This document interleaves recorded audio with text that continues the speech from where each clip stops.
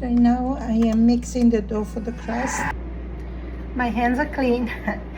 I will be working the dough a little bit with my hands before I can make into a round sheet.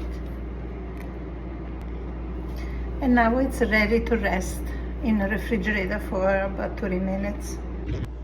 Custard is ready. Making the sheet for the bottom of the Custard Della Nonna.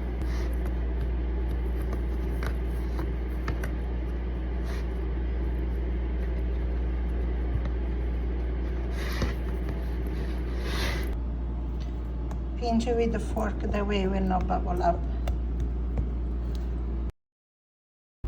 I covered it with pinoli nuts and now I'm going to bake it for 40 minutes.